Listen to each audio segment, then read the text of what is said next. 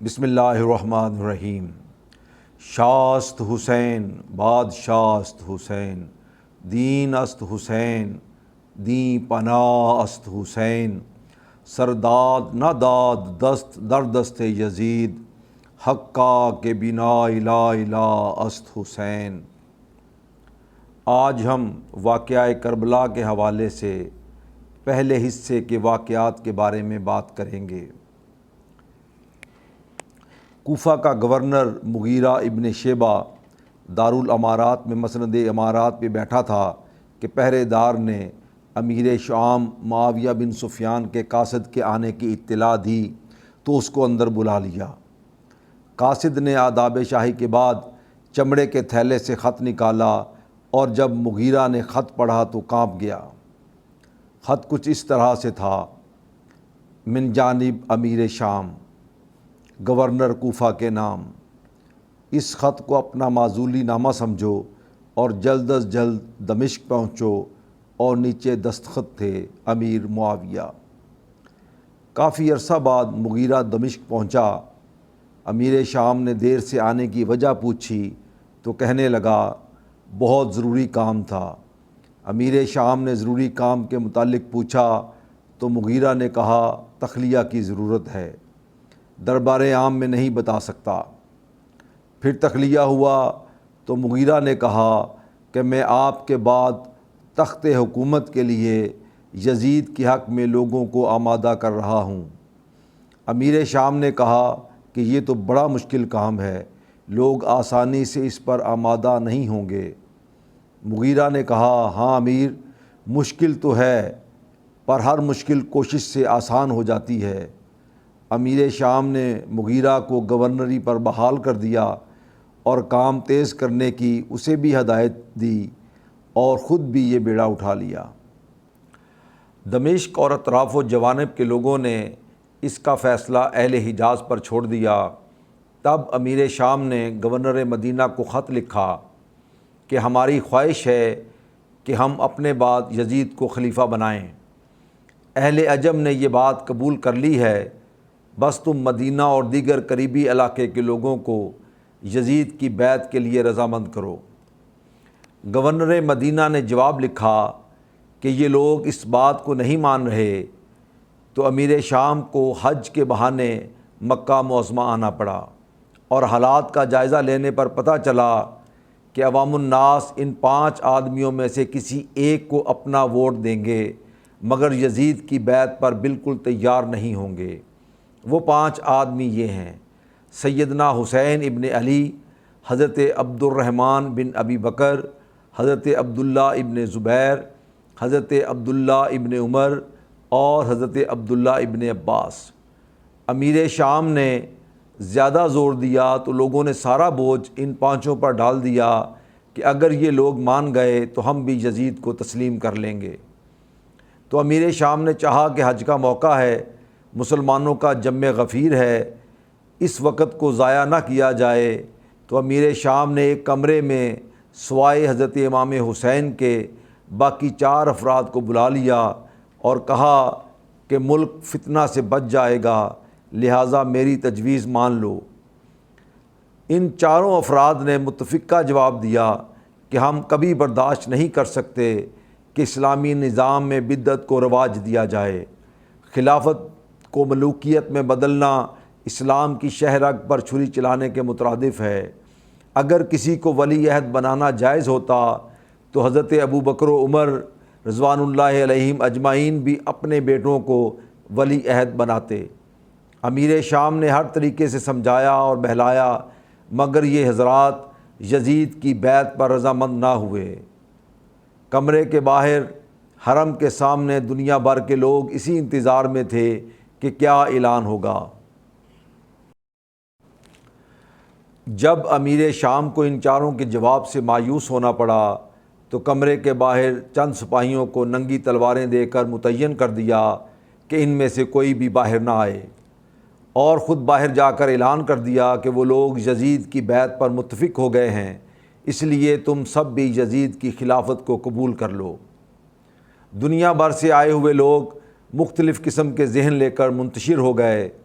وقت گزرتا رہا، بالآخر امیر شام معاویہ بن ابی سفیان کا انتقال ہو گیا۔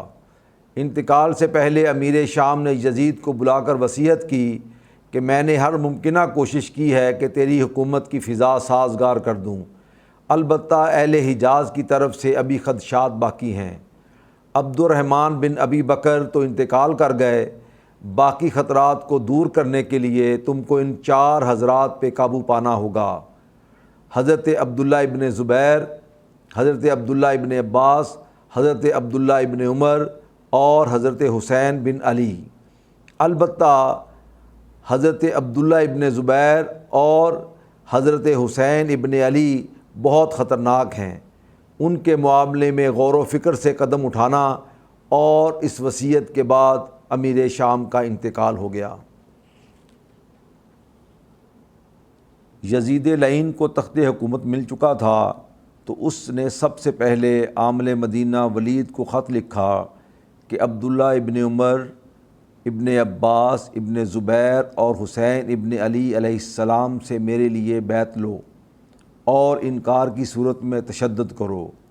حضرت عبداللہ ابن عباس اور حضرت عبداللہ ابن عمر اس سے پہلے ہی مکہ معظمہ جا چکے تھے، جب کہ حضرت عبداللہ ابن زبیر کو اطلاع ملی تو وہ بھی رات ہی کو مکہ معظمہ روانہ ہو گئے۔ ان میں سے اب امام حسین علیہ السلام ہی مدینہ منورہ میں موجود تھے، جنہیں ولید نے دارالامارات میں بلایا۔ جب امام پاک تشریف لائے تو اس نے یزید کا حکم نامہ پڑھ کر سنایا۔ امام حسین علیہ السلام نے جواب ارشاد فرمایا کہ یزید لاکھوں مسلمانوں کا حق غصب کرنا چاہتا ہے، لہٰذا ہم کسی غاصب کی اطاعت کے لیے ہرگز تیار نہیں۔ اور دوسری بات یہ ہے کہ ہم اچھی طرح جانتے ہیں کہ یزید فاسق و فاجر، غاصب اور تارک نماز ہے، لہٰذا ایسا نہیں ہو سکتا کہ ہم اس کی بیعت کریں۔ امام حسین علیہ السلام گھر تشریف لائے اور اہل بیت اطہار کو فرمایا کہ حالات بہت خراب ہو گئے ہیں، معاویہ کا بیٹا یزید جبر و تشدد پر تل چکا ہے، وہ ہر قیمت پر غیر اسلامی حکومت کی جڑیں مضبوط کرنا چاہتا ہے، خواہ اسے خون کی ندیاں بہانا پڑیں۔ میرے لیے انتہائی مشکل ہے کہ میرے ہوتے ہوئے مدینہ منورہ میں خون بہایا جائے۔ مجھے نانا جان کے روضہ اطہر کی جدائی کا بھی غم ہے اور مدینہ منورہ کی بے حرمتی کا بھی خطرہ۔ ان حالات میں میرے سامنے ایک ہی راستہ ہے کہ مدینہ منورہ کی جدائی برداشت کر لوں، مگر اس شہر کی حرمت کو پامال ہونے سے بچا لوں۔ لہٰذا سب تیار ہو جائیں، آج رات یہاں سے مکہ معظمہ روانگی ہوگی۔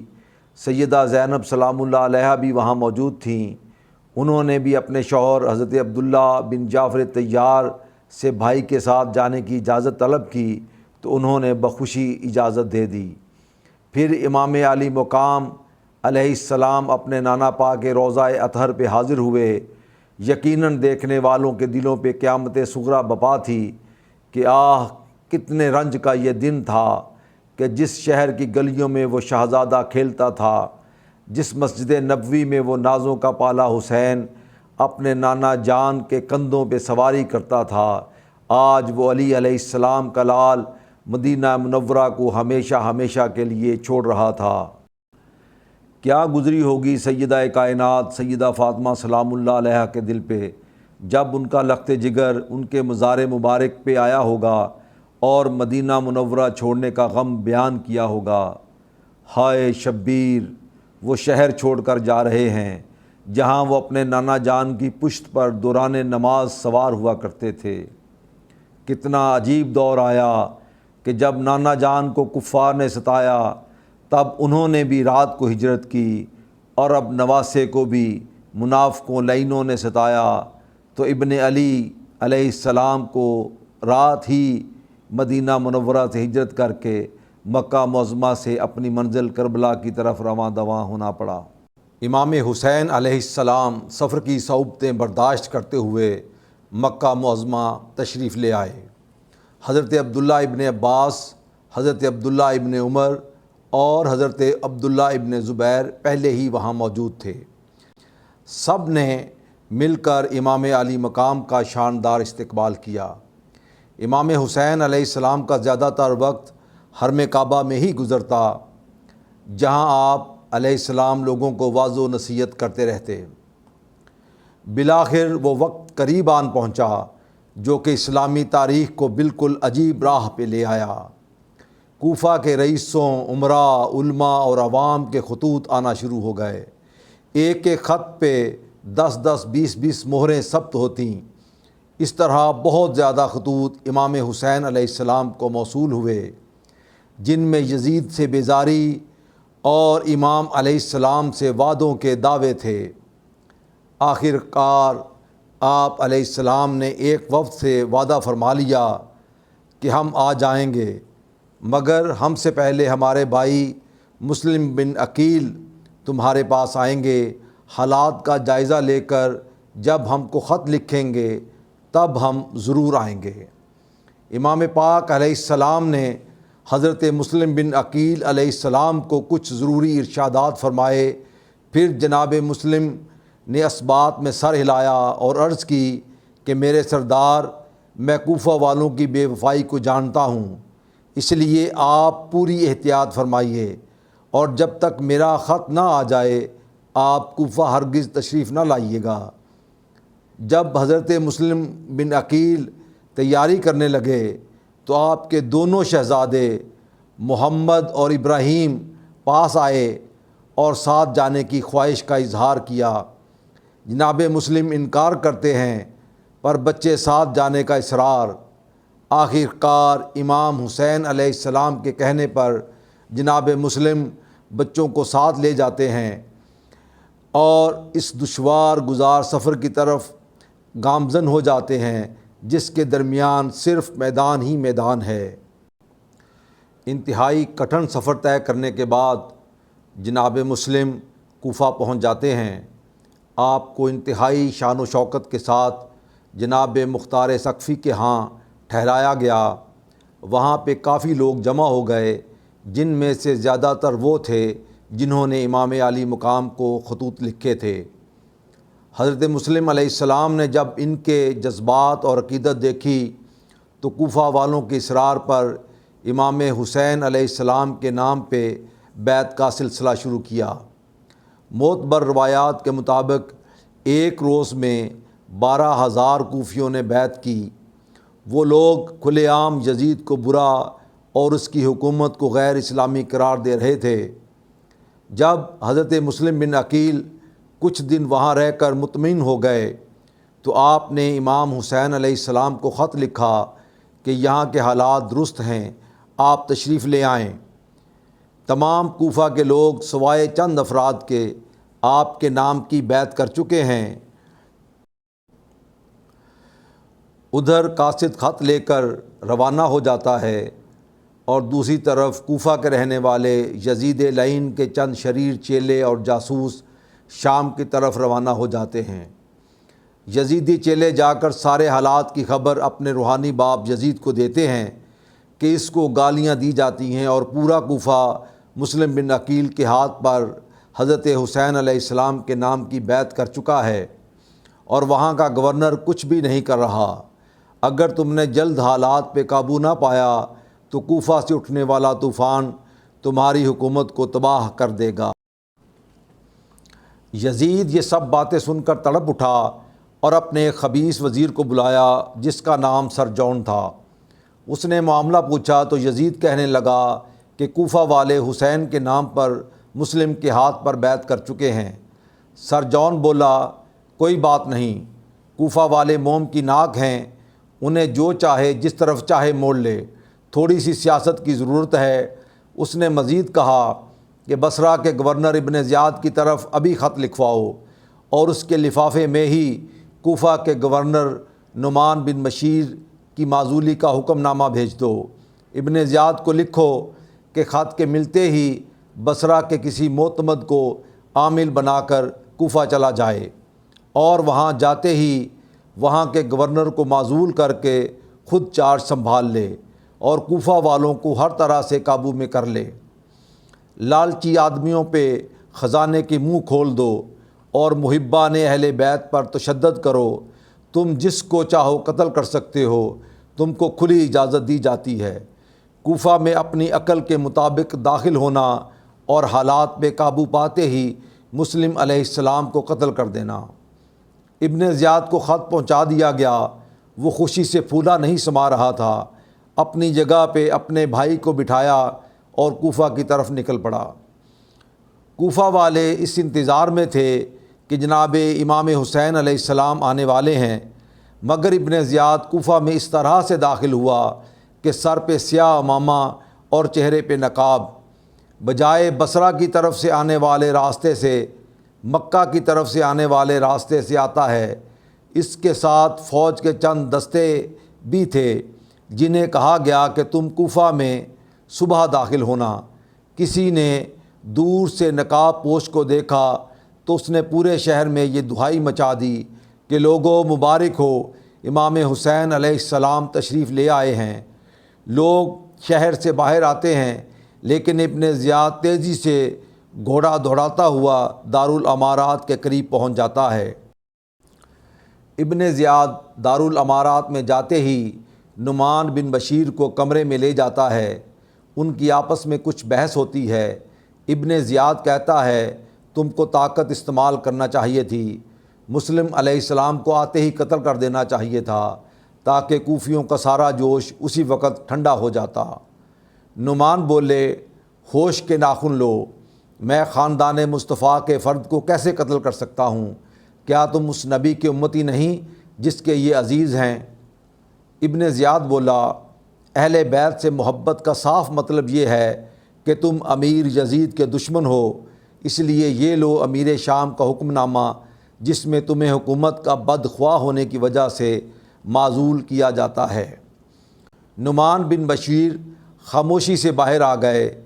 یہ خبر رات ہی کوفہ میں گردش کرتی ہوئی ہر شخص تک پہنچ گئی کہ نعمان معزول ہو گئے۔ ابن زیاد صبح کوفہ کے چند بندے خرید کر مکمل آگاہی حاصل کرتا ہے اور پھر کچھ اور لوگوں کو خریدنے کا کہتا ہے۔ کئی کام کے آدمی خرید لیے گئے۔ گفتگو میں نرمی پیدا کر کے لوگوں کو امن اور ساتھ ہی بدنمنی کے نتائج سے بھی دبے لہجے میں آگاہ کر دیا۔ دونوں حربے کارگر ثابت ہوئے۔ کوفیوں کا جوش ٹھنڈا پڑنے لگا۔ اب لوگ امام کی حمایت کا ذکر تو کرتے مگر یزید کے خلاف بھی نہ بولتے۔ پھر لوگوں کو سیاست چھوڑنے اور کاروبار میں دلچسپی پر زور دیا گیا۔ آخر کیا ہوا؟